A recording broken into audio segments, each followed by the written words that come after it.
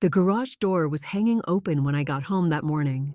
That's how I found out that my late husband's 1967 cherry red Mustang was gone. The car that Arthur had spent 15 years of his life restoring, piece by painstaking piece, had simply vanished. My son sold it to fund a lavish honeymoon in the Maldives with his new wife. What neither of them counted on was the phone call I would receive the very next day. The man on the other end of the line said he had Arthur's car and that there was something my husband wanted me to know, something hidden in the dashboard that would change absolutely everything. But before I go any further, please make sure you're subscribed to the channel and drop a comment below.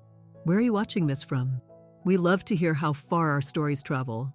My name is Evelyn, and at 68 years old, I thought I'd seen just about everything life had to offer.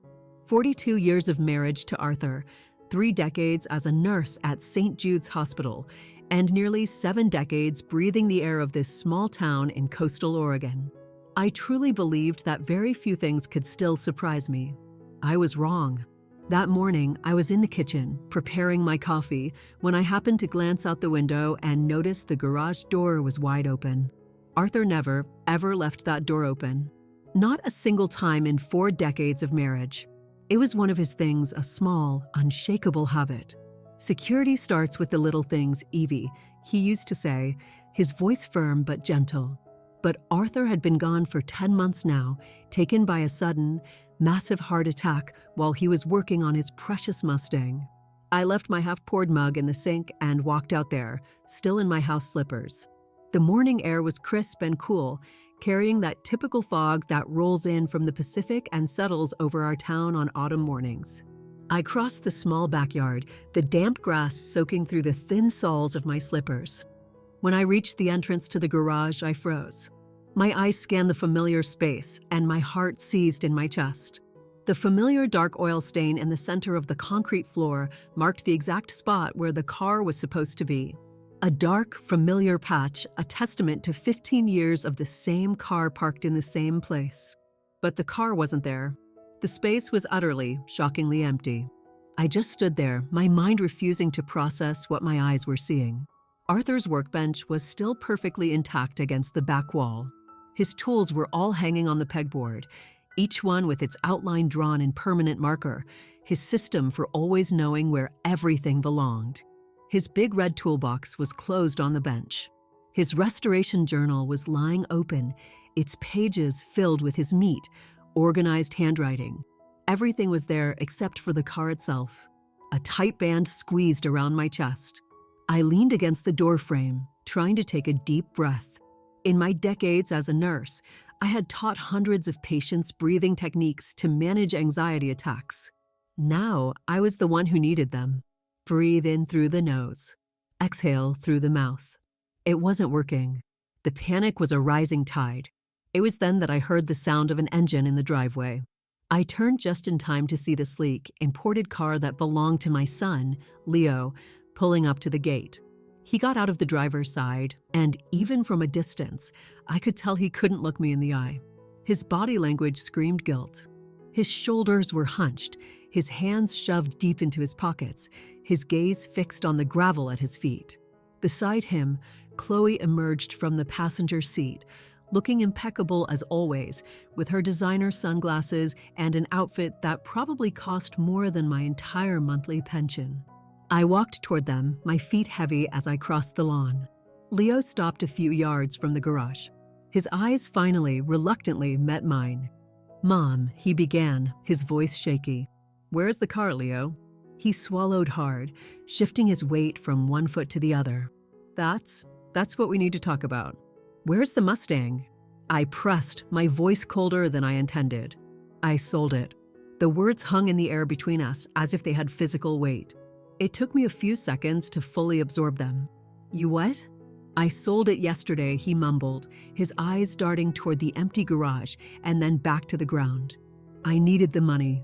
Chloe and I are going to the Maldives next week. It's our official honeymoon, since we didn't really have one when we got married 6 months ago." Chloe stepped forward, placing a proprietary hand on Leo's arm. "Evelyn," she said, her voice cloyingly sweet, a sound that always set my teeth on edge. That car had been sitting there for almost a year.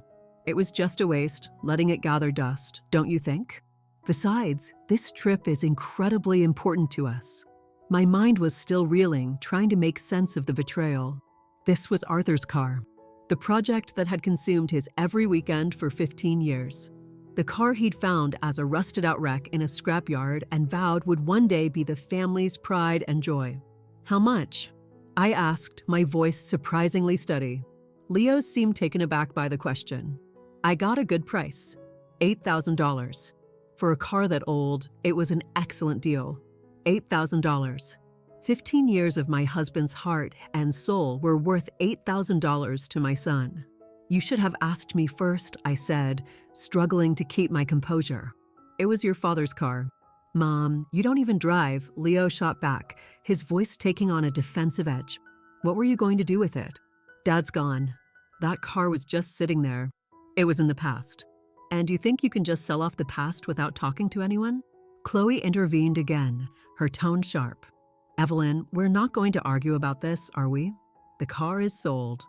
We leave for the Maldives on Wednesday. It's going to be wonderful, you'll see. We'll bring you back souvenirs. I looked at her then. I really looked at her. 2 years since Leo had introduced her as his girlfriend. 6 months of marriage. And I still didn't truly know her. I didn't know where she grew up, what she liked to do, who her family was. She kept everyone at arm's length with that smile that never quite reached her eyes. This is between my son and me, I replied, my voice low and firm. I'm his wife, she retorted, unyielding. What's between you two is between all of us. Leo is trying to build a life. We both are. Surely you understand that. I didn't answer. I just looked at my son, waiting, hoping he would say something, that he would stand up for me, that he would at least acknowledge the gravity of what he'd done. But he remained silent, his arm held firmly in Chloe's grip. We have to go, he said finally. We still have to finish packing for the trip. Yes, so many suitcases to pack, Chloe added with a bright, empty smile. We'll send you pictures from the beach, Evelyn. You'll love seeing them. It's so beautiful there. So romantic. The cruelty of that remark, directed at a widow of 10 months, hit me like a physical blow. They got into their car without another word. As they pulled away, Chloe rolled down her window. Take care, Evelyn. See you when we get back. I stood there, watching the car until it disappeared around the bend. Then I walked back to the garage and stood in the center, right on the oil stain that marked the Mustang's place. The silence felt different now, without the car. Emptier, more final. I picked up Arthur's restoration journal, which was still open on the workbench.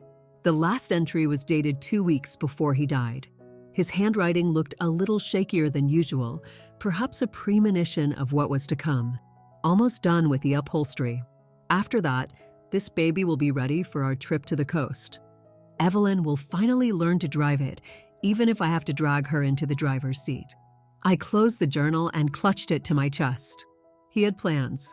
Plans for us, for that car, for our future together. And now, all of it was gone. I went back inside and sat down at the kitchen table, the journal still in my hands. The coffee I'd started to make was cold now. It didn't matter. I couldn't have swallowed anything anyway. I sat there for hours, flipping through Arthur's journal, reading his meticulous notes about parts, measurements, and adjustments. Every single page was a testament to his love and dedication. When the sun began to set, I finally closed the book. I had cried all the tears I could for one day. I didn't know what I was going to do next, but I knew I had to do something. That Mustang wasn't just a car. It was the last physical connection I had to Arthur, the final project into which he had poured his heart and soul. And my son had sold it for $8,000 to impress his wife with a beach vacation. What I didn't know then was that the phone call that would change everything was coming the next morning. The phone rang at 7:15 in the morning. I'd already been awake for hours. Sleep had completely deserted me after the events of the previous day. I was in the kitchen, staring into a cup of coffee I couldn't bring myself to drink, when the shrill ring cut through the silence. The caller ID showed an unknown number. I hesitated, then answered. Mrs. Evelyn Reed? A man's voice asked. It was deep and polite. My name is Frank Miller from Miller Classic Restorations. I have your husband's car. My heart leaped into my throat. The Mustang? That's right. Your son brought it into my shop yesterday. I need you to come here as soon as you can. There's something Arthur left for you that your son doesn't know about. My mind raced, trying to make sense of his words. How? How did you know my husband? There was a sigh on the other end of the line. Arthur and I were friends for over 20 years, ma'am. We worked on that car together.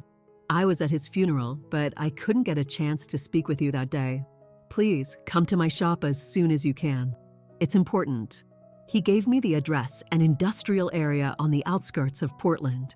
I promised I'd be there within the hour.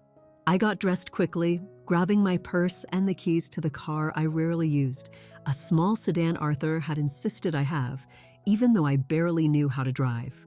Today, it would be necessary. Frank's workshop was a large, well-kept hangar with various classic cars parked in the lot outside. A man in his 60s, with graying hair and weathered hands, was waiting for me at the entrance. I parked and got out. "Mrs. Reed," he said, extending a hand. "I'm Frank." I shook it.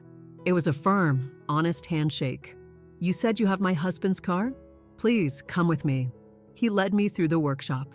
The scent of oil, gasoline, and leather immediately reminded me of Arthur's garage. In the back of the hangar, covered by a heavy tarp, was the unmistakable silhouette of the 1967 Mustang. Frank pulled the tarp away with a smooth, practiced motion. And there it was in all its glory. The deep cherry red paint gleamed under the workshop lights. The chrome was polished to a mirror shine. The beige leather upholstery looked flawless. Arthur had finished more than I'd realized. "It's beautiful," I whispered, running my hand along the cool metal of the hood. "Arthur finished the restoration 3 weeks before he passed," Frank said. "He brought it here for us to do the final tune-up together. And that's when he asked me for a special favor." I looked at him, intrigued. "Arthur asked me to install a secret compartment." Frank pointed toward the car's dashboard.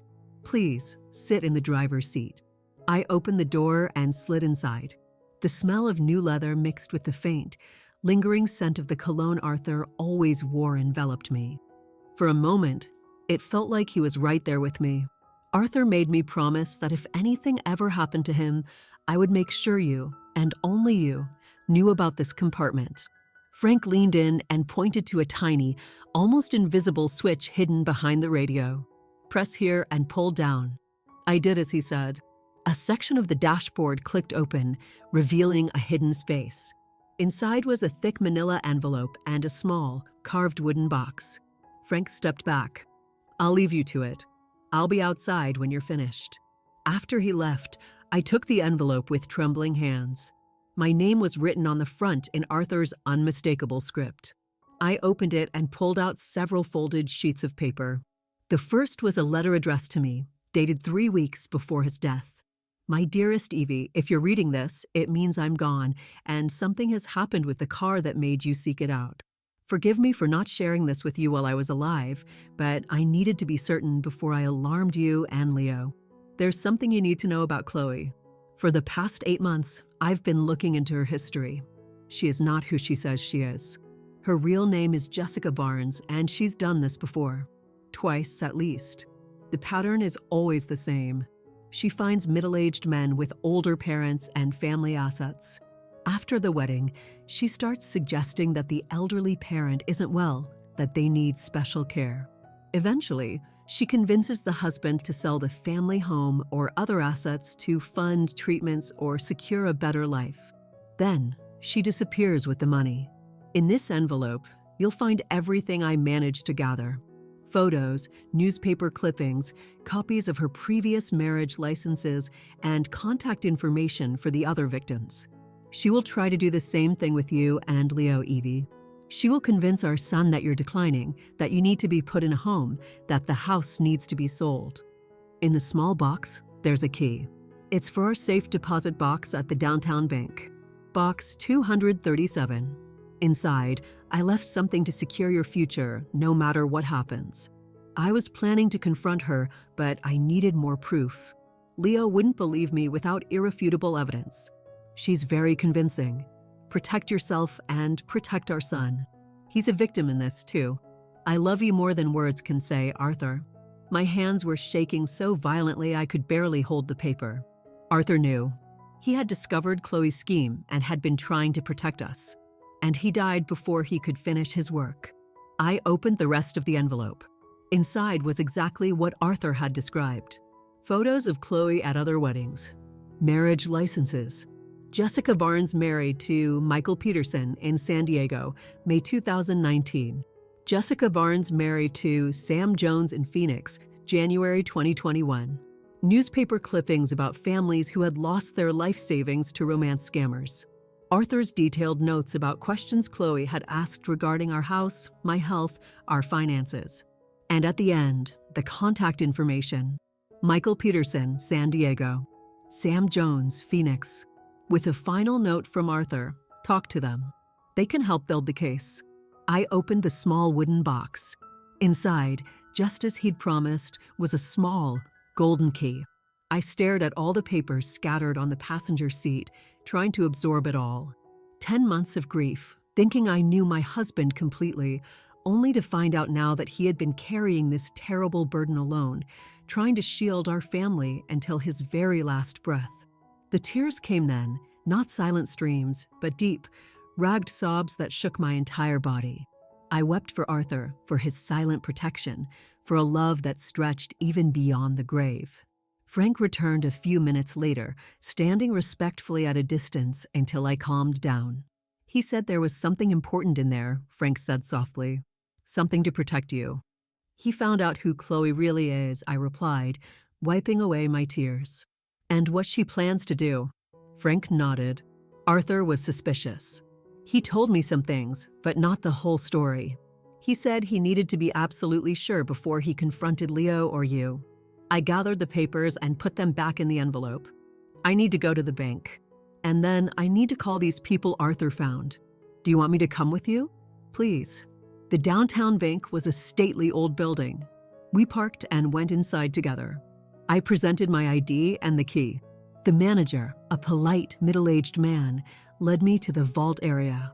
The key slid perfectly into the lock for box 237. Inside, there was another envelope. I opened it right there, with Frank standing by my side. It contained stock certificates and more documents. A letter from Arthur explained everything. Evie, I bought these shares back in 2001 as a favor to a patient at the hospital you cared for. His son was starting a tech company and needed seed investors. I put in $5,000, more as a gesture of support than expecting any real return. The patient passed away the following year, and to be honest, I completely forgot about these stocks until recently when I was organizing our papers. I looked up the company and discovered it had grown exponentially. These shares are now worth more than our entire life savings. This is your security, your future. If anything happens to me, use this when you need it. I showed the certificates to the bank manager. His eyes widened. Ma'am, he said after checking his computer, these shares in TechCorp are currently valued at approximately $450,000. I had to sit down. Arthur, always the planner, always thinking ahead, had left me a financial security I never even knew existed. Now, I had the resources to face Chloe on equal footing. With Frank by my side, I started making calls. Michael Peterson answered on the second ring. His voice sounded weary, as if he were carrying an invisible weight. Mr. Peterson, my name is Evelyn Reed. I'm calling because my son is married to a woman named Jessica Barnes, who now goes by Chloe. There was a long silence on the other end of the line. Then a heavy sigh. I've been wondering when I'd get a call like this. Michael's story confirmed everything Arthur had discovered and more. He met Jessica in 2018 at a charity event where his 75-year-old mother was a volunteer. She was charming, attentive, and seemed genuinely interested in him. His wife had passed away 5 years prior, and he was lonely. They married 6 months after they met. Shortly after, the small comments began. Your mother seems a bit confused today. I noticed she forgot my name again. Don't you think it's dangerous that she's still driving? Gradually, she built a narrative that Michael's mother was developing dementia and needed specialized care. She found an excellent clinic, the best in the state, for only $15,000 a month. The only way to afford it was to sell the house his mother had lived in for 40 years. 3 weeks after the sale, with the $300,000 in a joint account, Jessica vanished. She was completely gone, along with all the money. Michael's mother passed away 8 months later in a low-cost facility he could barely afford. She kept asking when she could go home, he said, his voice thick with emotion. And I kept telling her soon, but there was no home to go back to. Sam Jones's story followed a similar, heartbreaking pattern. He met Jessica at his father's funeral in 2020. She was there supporting a friend, she claimed. She found Sam afterward and expressed her condolences, saying she knew what it was like to lose a parent. His father had left him a small auto body shop, a family business for 3 generations. She suggested he sell it. It's too much stress, she argued. Sell it, take the money, let's travel, start fresh. Sam sold the shop for $220,000. The money went into a joint account. 5 days later, she disappeared with every penny. The worst part wasn't the money, Sam said. It was losing the family history. That shop had tools my grandfather used. It had memories. It was a part of who I am. Both men warned me. Jessica/Chloe researched her victims meticulously. She knew everything about them before she even made her approach. The pattern was always the same. First, the perfect courtship. Then, a quick marriage. Next, the manufactured concern over elderly parents or family assets. Finally, the disappearance with everything she could get. Has your son signed over any power of attorney? Does she have access to your accounts or your house? Michael asked. Not yet. Then you have time. But be careful. She is a master manipulator. If you just accuse her, she will turn your son against you completely. When I hung up, Frank and I sat in silence for a few minutes, processing it all. Arthur suspected this, he said finally. He came to me about 10 months ago, right before he died. Said there was something wrong with Leo's new wife, but he needed proof before he confronted him. Why didn't he tell me? He said you had enough to worry about at the hospital. That if he was wrong, he'd only cause unnecessary trouble. And if he was right, well, he wanted to be absolutely certain before he dropped that bomb. Frank pulled a business card from his wallet. Arthur also hired a private investigator, David Chin. He can help you gather more evidence. I took the card and glanced over at the gleaming Mustang. My son sold you this car? Frank nodded. For $8,000. He had no idea of its real value. A '67 Mustang, fully restored like this, is worth at least $75,000, maybe more to the right collector. The impact of that information hit me like a punch to the gut. My son had been conned by Chloe in every conceivable way. What do we do now? I asked. First, Frank said, we need to document everything. Gather all the proof. And then, we need to make your son see the truth for himself. I knew he was right. Leo would never believe me if I just showed up with accusations against his wife. He would have to discover it on his own.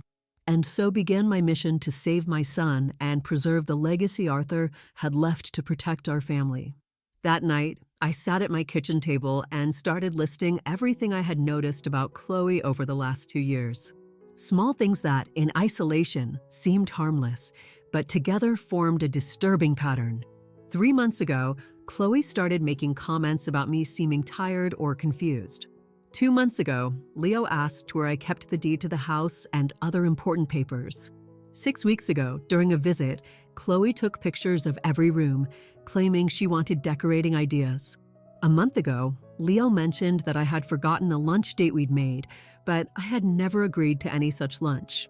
2 weeks ago, a brochure for a high-end retirement community fell out of Chloe's purse when she opened it to get her phone. Just researching for an aunt, she'd explained quickly. The pattern was forming exactly as Arthur had predicted, exactly as Michael and Sam had described. Chloe was patiently building the narrative that I was declining, preparing the ground to convince Leo that I needed special care. The next morning, I called David Chin, the private investigator Arthur had hired. He agreed to meet me immediately at a coffee shop near the hospital where I used to work. He was a man in his 50s with watchful eyes and an unobtrusive manner. Arthur was my friend, he said after I explained the situation. When he passed, I kept the investigation open on my own dime, waiting for Chloe to make a move. I couldn't contact you directly unless she acted, as I'd promised Arthur. David opened his folder and showed me what he had gathered in the last few months. A history of Chloe's online activity. Under a pseudonym, she was an active participant in caregiver forums, asking pointed questions about how to convince stubborn seniors they needed assistance. Search histories for the cost of long-term care facilities. Searches on procedures for property sales and international money transfers. She's also opened 3 credit cards in Leo's name in the last 4 months, David revealed, showing me statements. Total debt is over $30,000. Designer clothes, expensive dinners, resort bookings. Leo makes what, maybe $5,000-6,000 a month as a teacher? It's not enough to support the lifestyle she's building. David laid out a projected timeline based on her previous victims. Phase 1, currently underway, romantic trip to create memories and emotional dependency. Phase 2, 1 to 3 months from now, intensify comments about your cognitive decline. Phase 3, 3 to 6 months, seek questionable medical diagnoses. Phase 4, 6 to 8 months, push for the sale of the house and your institutionalization. Your house is paid off, right? What's it worth, roughly? About $400,000. That's exactly what she's aiming for, along with any other savings or assets you and Leo might have. Can the police do anything? Not yet. She hasn't committed a crime in the state. The previous scams were in other jurisdictions. Until she actually commits fraud here or misappropriates funds, their hands are tied. So we just wait to become victims? We build the case now. We document everything. When she makes her move, we'll be ready. He looked at me seriously. And Leo needs to see the truth for himself. If you just tell him, she'll convince him you're being paranoid or confused, which plays right into the narrative she's already building. I knew he was right. To save my son, I would have to be just as strategic as Chloe. Leo and Chloe were leaving for the Maldives in 2 days. I had to act fast. With the help of Frank, David, and the access to the resources Arthur had provided, we put a plan into motion. First, I went to the bank and transferred the majority of the stock assets into a new, restricted access account in my name only. Then, I had a declaration of my full mental faculties notarized, complete with certificates from 2 renowned geriatric specialists. By the time Leo and Chloe left for their trip, I was prepared. The week that followed was a whirlwind of activity. David helped me install discrete cameras in my house, focusing primarily on areas where important documents were kept: my home office, the desk drawer where I kept the deed, and the small safe in my bedroom where I kept jewelry and bank documents. We also installed monitoring software on the home computer that I rarely used, but which contained folders of family photos and digital records. Frank, meanwhile, took care of the Mustang. Instead of returning the car to me immediately and tipping off Chloe, he kept it safely hidden in his workshop. That car is your best piece of evidence, he explained. If Chloe knows you have it back, and more importantly, that you found this secret compartment, she'll either accelerate her plans or disappear before we can catch her. During the week Leo and Chloe were in the Maldives, David located and contacted a 3rd victim Arthur hadn't found. Robert Garcia, a retired engineer from Denver. His story followed the same script. Chloe, then using the name Melissa, met him on a cruise, married him after a whirlwind romance, and gradually convinced him to sell his home to invest in a promising business venture. She vanished with over $350,000 2 weeks after the sale. I have enough for a solid criminal case, David said during our Friday meeting, but we need to catch her in the act. If she just disappears like she did with the other victims, it will be much harder to track her down, especially if she flees the country. And how do we catch her in the act? I asked. We need to let her think she's winning. Let her move forward with her plan until we have an undeniable proof of fraud or attempted theft. The idea made my stomach churn. It meant watching my son be manipulated even further. Watching Chloe continue to weave her web of lies around him. But I knew we had no other choice. Leo needed to see the truth with his own eyes. When they get back from the Maldives, David continued, Chloe will ramp up the narrative about your supposed decline. Pretend you don't notice. Let her think it's working. And Leo? I can't stand to see him suffer anymore. Unfortunately, it's the only way to open his eyes. He needs to witness her actions for himself. Leo and Chloe returned the following Monday, tanned and smiling. As predicted, they invited me to dinner on Thursday to show me pictures from their trip. I arrived at the small house they were renting at 7 o'clock sharp. The table was set beautifully. Dishes I'd never seen before, likely bought with the credit cards Leo didn't even know he had. Chloe was radiant, wearing a dress that undoubtedly cost several of a teacher's paychecks. Evelyn, so glad you could make it. She gave me a brief, superficial hug. Her expensive perfume was almost suffocating. Leo is just finishing up. Please have a seat. Would you like a glass of wine? I accepted and sat down, watching her carefully. Every movement she made seemed calculated, every smile rehearsed. How had I not seen it before? Leo appeared, gave me a genuinely warm hug, and sat down. The dinner unfolded exactly as David had predicted. First, the wonderful stories from the Maldives. The luxurious hotel, the expensive excursions, the exotic food. Chloe painted a picture of the perfect life they deserved to have. It was just magical, she sighed. But it made me realize how much we're limiting ourselves here. Leo works so hard, and for what? A rented apartment and one vacation a year? The look she shot me made it clear what she was implying. I was the obstacle standing between them and their dream life. Then came the first direct move. Evelyn, Chloe began, leaning across the table with an expression of feigned concern. I noticed you seemed a little confused on the phone yesterday when I called. Is everything all right? I was genuinely surprised. She hadn't called me. You didn't call me yesterday, Chloe. She exchanged a meaningful look with Leo. Yes, I did, dear. Around 3 in the afternoon. We talked about the recipes I brought back from the trip. You remember? Leo chimed in gently. Mom, are you okay? Chloe mentioned you sounded a bit disoriented on the call. This was how it started. The patient construction of an alternate reality where I was losing my memory. I forced a confused smile. I must have forgotten. I'm sorry. The triumphant little smile Chloe exchanged with Leo made me want to flip the table over. But I held my composure. For the rest of the evening, Chloe planted more seeds. She mentioned, casually, that I had mixed up the names of my grandchildren. I don't have any grandchildren.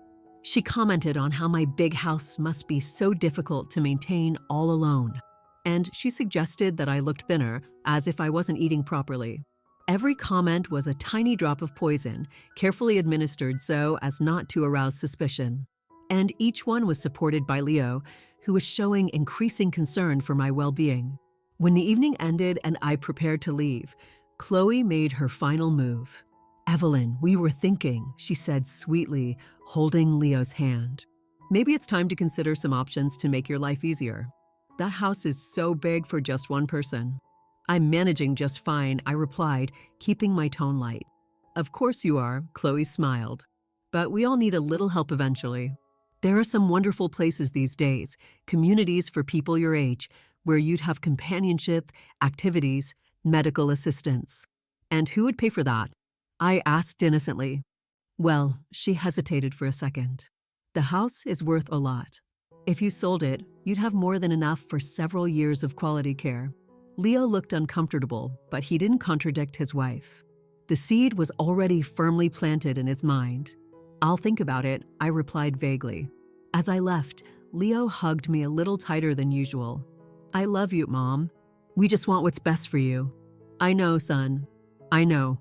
On the way home, I called David and recounted the entire conversation. He had been listening in anyway, via the tiny recording device hidden in my purse. Perfect, he said. She's following the script exactly as we predicted. Now we just need to let her advance until we have concrete evidence. The next 2 weeks were an exercise in patience and self-control. Chloe intensified her campaign. Concerned phone calls to check if I was taking my medications correctly.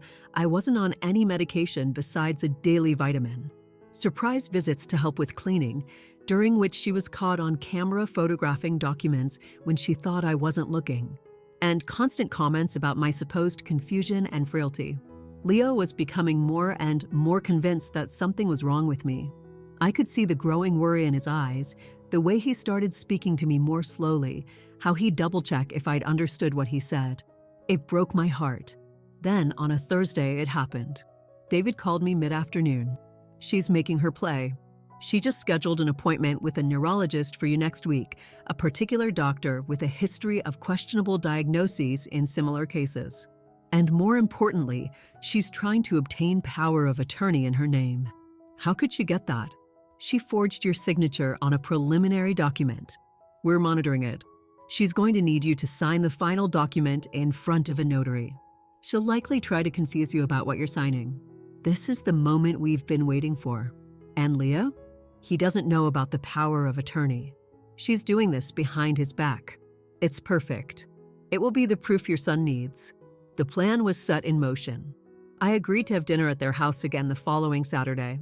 David and his team would be monitoring everything, and the authorities would be ready to act as soon as we had concrete evidence of attempted fraud. I arrived promptly at 7. This time, only Chloe was there. Leo had an emergency at school, she explained with a rehearsed smile. "A student in crisis. You know how dedicated he is. He said we should start without him." I nodded, pretending to believe her. According to David, Leo was actually in a meeting with a real estate agent Chloe had arranged, discussing options for Mom's house. Dinner proceeded with Chloe's usual false cordiality. Then, as she served dessert, she made her move. "Evelyn, before Leo gets back, there's something I'd like to sort out with you. For your own protection." She pulled an envelope from a sideboard drawer. Inside were several official-looking documents. "It's just some paperwork to make sure we can help you in case something happens," she explained, sliding the documents toward me. "A simple power of attorney for medical and administrative emergencies." I examined the papers slowly, pretending to be confused. It was exactly what David had predicted, a broad power of attorney that would give Chloe, not Leo, not us, complete control over my finances, property, and medical decisions. "We need a witness for this, don't we?" I asked innocently. "I've already taken care of that," Chloe replied quickly, checking her watch. "A notary friend is on his way over. He'll make it all official." "And Leo? Does he know about this?" A flash of irritation crossed her face. "Of course he knows. It was his idea, in fact. He's worried about you, Evelyn. We all are." The doorbell rang. Chloe smiled. That must be the notary. But when she opened the door, it wasn't the notary she was expecting. It was David, accompanied by a police officer and Leo, who looked utterly bewildered. "What's going on?" Chloe demanded, trying to maintain her composure. "Who are you people?" Jessica Barnes, the officer, said calmly. "We have a few questions for you about attempted fraud, document forgery, and misappropriation of funds." Leo stared from Chloe to me, his face a mask of confusion and shock. "Mom, what is happening?" I stood up and picked up the envelope Arthur had left in the car's secret compartment. "Son, there's something you need to see. Something your father discovered before he died." What followed was the most painful hour our family has ever lived through. I showed Leo all the evidence Arthur had gathered. David presented his own findings: the fraudulent credit cards, the forgeries, Chloe's communications with the fake neurologist, planning a dementia diagnosis for me. The final blow was the video recording from minutes earlier, when Chloe had admitted the power of attorney was her idea, not Leo's. The entire time, Chloe alternated between vehement denials and accusations that I was manipulating my son against her. But with each new piece of evidence, her facade crumbled a little more. Leo was silent for a long time, absorbing it all. Then, finally, he looked directly at Chloe and asked the one question I knew was burning in his heart. "Did you ever really love me?" The look she gave him was empty of any genuine emotion. "You were the easiest one of all," she said coldly. "So desperate for attention after your father died. So eager to please." Those cruel words hit Leo like a physical slap. I saw something break in his eyes. The police arrested Chloe right there, in the dining room where so many of her schemes had been hatched. The charges were serious: fraud, forgery, identity theft. With the evidence from the previous victims, she was facing a long legal battle and, most likely, years in prison. As they took her away, Leo and I were left alone in the house they had shared. He was sitting on the sofa, staring at nothing, completely devastated. How could I have been so stupid? He finally murmured. I sat down beside him and took his hands. You weren't stupid, son. You were grieving. People like her are experts at manipulation. They know exactly which buttons to push, which vulnerabilities to exploit. Dad knew, he said, his voice choking. He tried to warn me, didn't he? In those last few months, he kept asking me questions about her, about our plans. I just thought he was being nosy. Your father was trying to protect us, right up to the very end. Leo broke down then, deep, racking sobs, shaking his whole body. He cried for the father he had lost, for the marriage that was never real, for the profound betrayal he had suffered. He cried until he had no more tears. And I just held him like I had so many times when he was a little boy. Some pains only time can heal. In the weeks that followed, we began the slow process of rebuilding. Leo moved into my house temporarily, unable to bear the memories in the apartment he had shared with Chloe. The divorce was granted quickly. In fact, it was an annulment, since Chloe had married him under a false identity. The credit card debts she'd run up in his name were disputed and, after proof of fraud was established, largely forgiven. Frank finally brought the 1967 Mustang home, parking it back in the garage where it belonged. Seeing that space filled again was like having a piece of Arthur back. One afternoon, I found Leo in the garage, sitting in the Mustang's driver's seat, flipping through Arthur's restoration journal. He documented everything, Leo said, admiration in his voice. Every screw, every adjustment, every decision. 15 years of patient work. That was your father, I replied, leaning on the car door. Meticulous. A planner. Always thinking ahead. I wish I'd inherited more of that from him, Leo muttered. You inherited more than you think. He closed the journal carefully. I want to learn about this car, Mom. Everything about it. I want to continue what Dad started. I smiled. He would have liked that. In the following weeks, Leo spent every spare hour in the garage, learning about the Mustang through Arthur's journal. He studied every system, every part, every feature. When he didn't understand something, he'd call Frank, who would patiently walk him through it. Little by little, I watched my son find something he had lost. It wasn't just about knowledge of cars. It was a reconnection with his father, a rediscovery of values that had been temporarily obscured by Chloe's manipulation. 6 months after Chloe's arrest, on a sunny Saturday morning, Leo called me out to the garage. Are you ready? He asked, a spark in his eyes that I hadn't seen in a very long time. Ready for what? For your first driving lesson. In the Mustang. My heart skipped a beat. Leo, I'm 68 years old. I was never a good driver. Dad wanted to teach you, he said softly. It's in the journal. He was planning a trip down the coast, just the two of you, as soon as the restoration was finished. He wrote that he was going to teach you to drive this car, even if he had to drag you into the driver's seat. Tears welled in my eyes. He said that, word for word. Leo opened the passenger door for me. Now I'm going to teach you. In his memory. That morning, we took the Mustang out for the first time. I was behind the wheel, with Leo patiently guiding me. The engine purred smoothly, responding to the lightest touch. It was as if Arthur were there with us. In every vibration of the car, he had restored with so much love. We drove through the quiet streets of our small town, then took the highway that led toward the coast. The wind whipped through the open windows, carrying the salty smell of the ocean. I had never felt so free, so alive. He'd be proud of you, Mom, Leo said, as I gained confidence at the wheel. Of both of us.